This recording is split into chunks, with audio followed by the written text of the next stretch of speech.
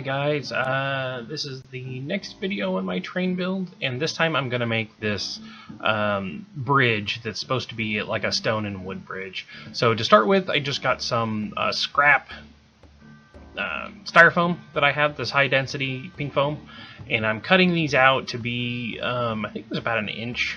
That way it matched on all the four sides. So whatever it is, just to make kind of a square post. And just using a ruler and just cutting it. As you can, I don't know if you may not be able to tell from the video, but it wasn't exactly straight cuts. Probably just because I could have used maybe a stronger ruler. So I'm just trimming up the sides also just to help square it out a little bit. It's okay if it's not perfectly square. I'll take care of that later anyway. So made 4 posts. And then the next thing I want to do is to go, and I just use the width of the ruler, but I'm making, I have this little sculpting tool, and I'm making the lines to make it look like it's large stones stacked on top of each other. So this is me just going through all those lines and putting them in there. And I'm only going to video one of the posts, just repeat the same process. So the next thing you want to do is I'm using the pointy end of the sculpting tool, and I'm going through and making cracks. I want this bridge to seem like it's old and weathered and the stone is crumbling, or whatever you want to call it, just to give it some more character. And there's no rhyme or reason to my cracks. I just kind of go through them and make cracks. Right now I'm using the pointed end, which is kind of sharp, which does tear the foam a little bit. And that was okay with me. You know, that just made larger cracks, which I was good with. I wanted it to look old and rustic and pretty beat up, so you kind of see all of it there. The next thing, I have this really rough sanding block, and I'm just going over, rounding off the top so it doesn't look square, and then take that same sanding block and go through the rest of the posts. That way they're roughed up, they're smooth over the corners, they don't have sharp corners, and then just really just rough up the whole edges. I'm not going back with even a smooth sanding block. I'm just keeping the rough look, and then obviously that's going to take off some of those cracks. I went back through all the cracks with the sculpting tool and finished them off. So, that's repeat for the next 3.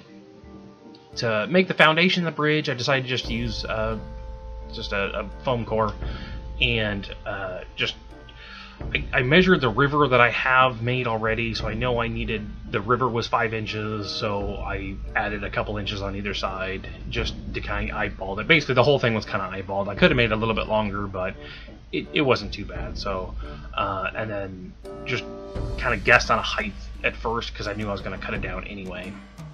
So then here I'm marking off 2 inches on either side because those are the 2 inches that need to be that are past the river. So everything in between those 2 lines needs to be arced, and everything outside of it needs to be tapered down so that it can make a bridge, obviously. So I'm just marking it I decided about an inch up after I put the post there.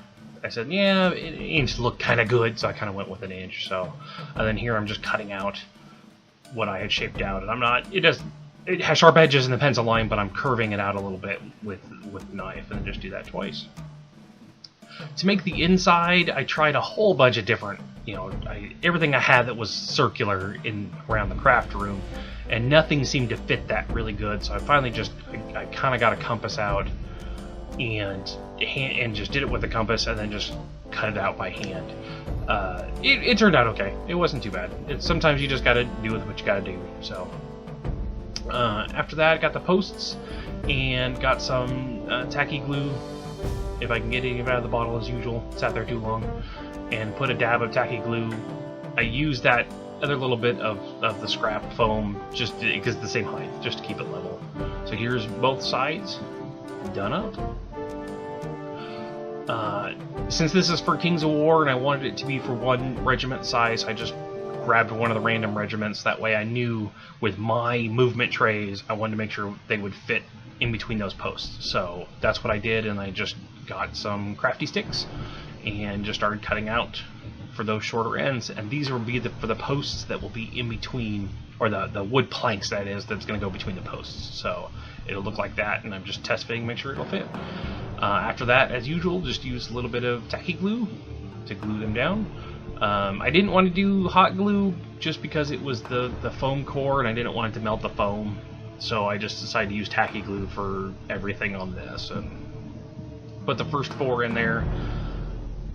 You can take a lot more time than I did and make sure everything's straight and perfect and whatever you want to do. I obviously filming it, I couldn't quite see what you could see on the camera, so my angle was a little weird, but yeah, I think it worked out pretty good. So just kept cutting down those shorter posts, and then after you cut out the shorter posts, what I decided after eyeballing it was that the full crafty stick before it's even cut, I liked the look of that full crafty stick through all the middle sections, so that's why here I'm just put the line of glue down on both sides and then just started laying sticks and then straightening them up by hand.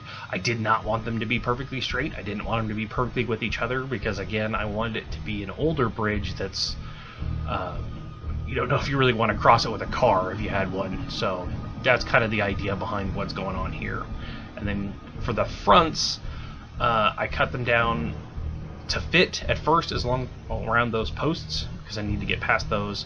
And then I didn't like the full length stick for the taper up, and I didn't like it to be just the width between the posts. So I kind of went in between the two and then cut it to those, and then that's what you're seeing on the front and the back. They're somewhere in between what fit in between the posts and what fit, or the full length of the crafty sticks that I didn't cut at all. Just finishing that out.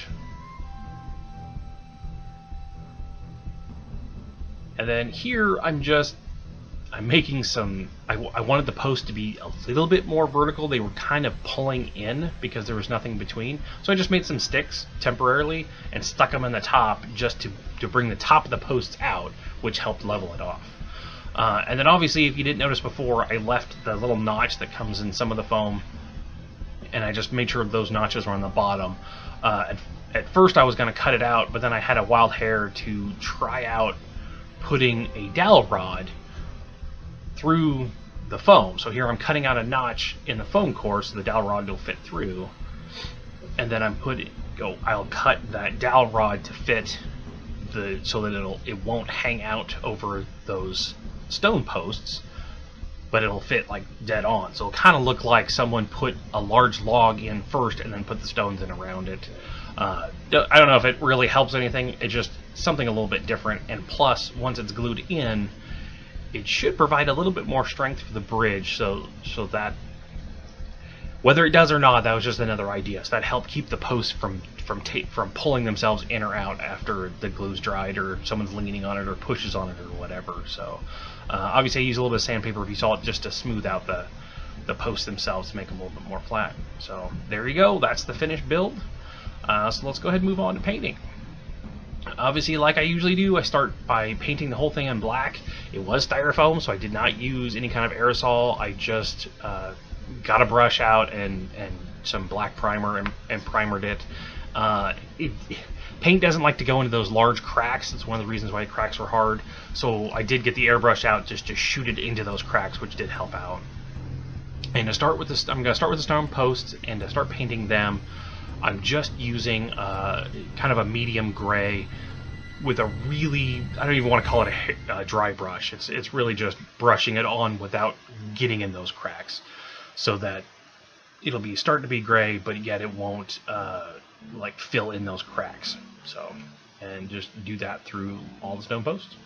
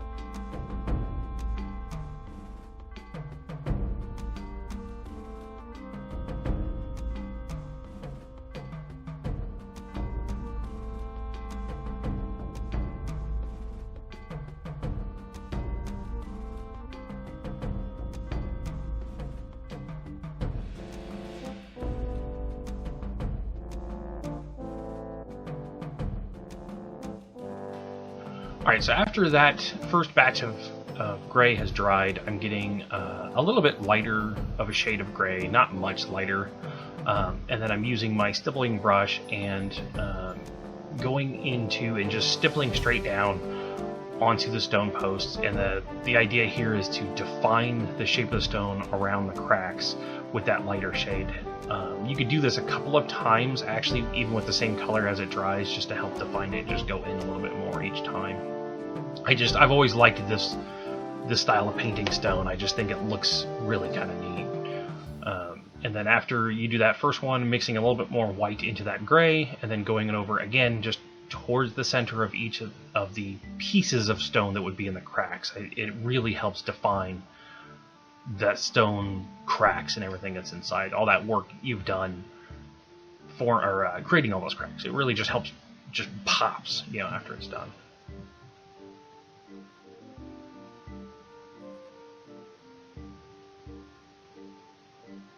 Okay, so now that we got the stone posts done, I'm going to start painting the wood planks, and I'm just starting with a really dark brown, I don't want to say really wet or watered down, but watered down enough that you can paint with it. And then that would on top of the black, it'll keep that darker color, so that's what I'm starting with. And just go over any place that would be wood, and then I'll also paint the bridge supports that are underneath, also in that same, to make it blend in with the wood. It's so close to the ground, only being an inch away. Most of the time you won't see underneath the bridge unless you actually intentionally try to look under it anyway, so that's what I decided to go with.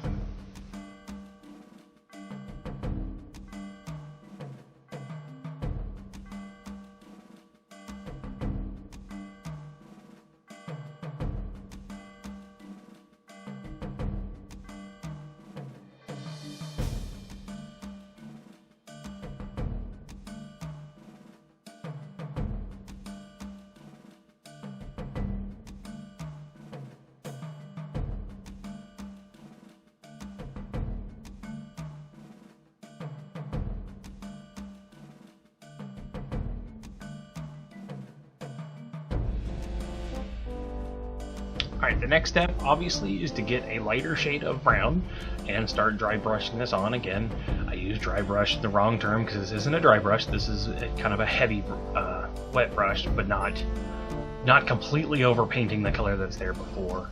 And in my usual method, I like to go, especially with straight wood planks, I'll go not perpendicular, I'll go more at an angle, and then see how that looks. And sometimes I'll just do the same process, but go from both angles. That way it gets even coverage. But on this particular one, I knew I was going to do some more weathering on top just to make it seem even older, so I wasn't super worried about how the dry brushing would look. So again, just go over all the anything that's supposed to be wood, and with this next color up.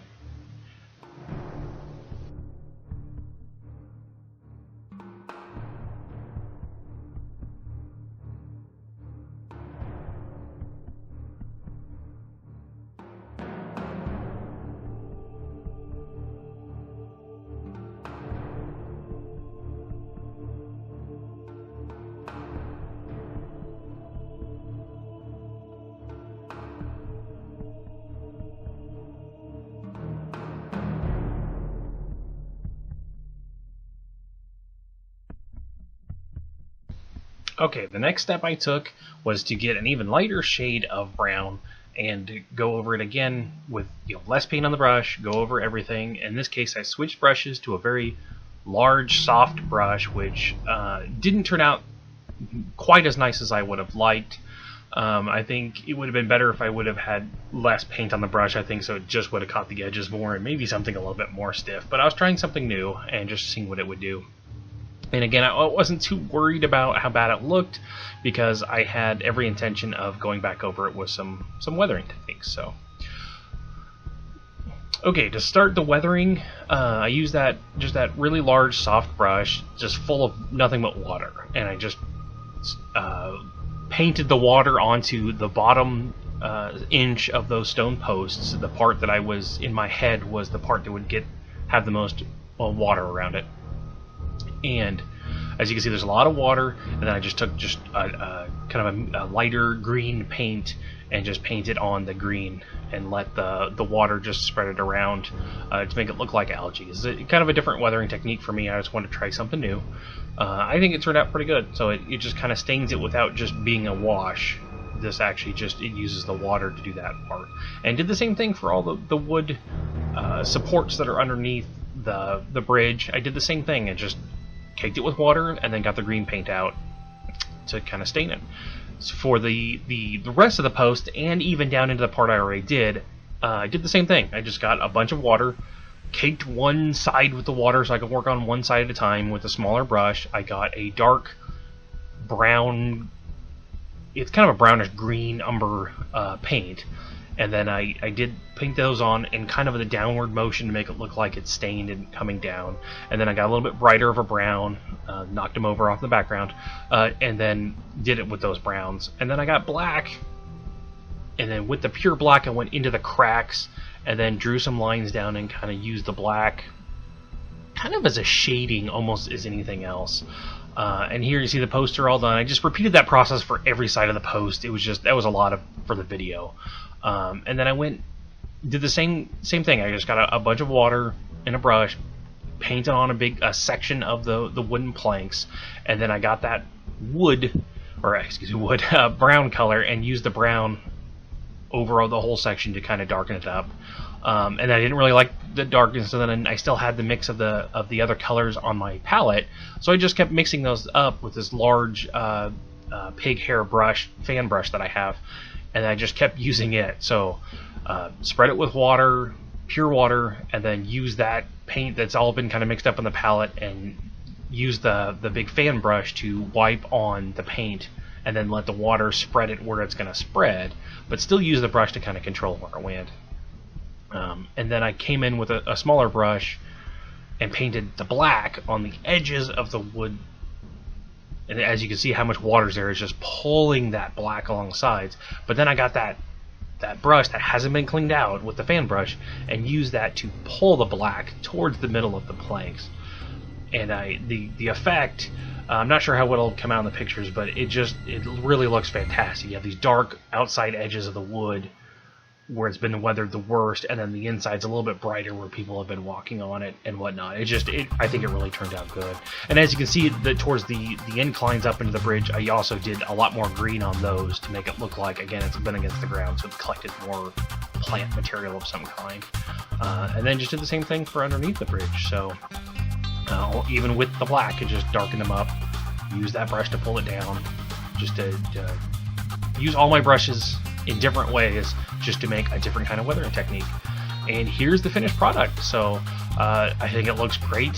It looks great on the table. It covers the rivers really well, and it looks like an old bridge. So thanks for watching.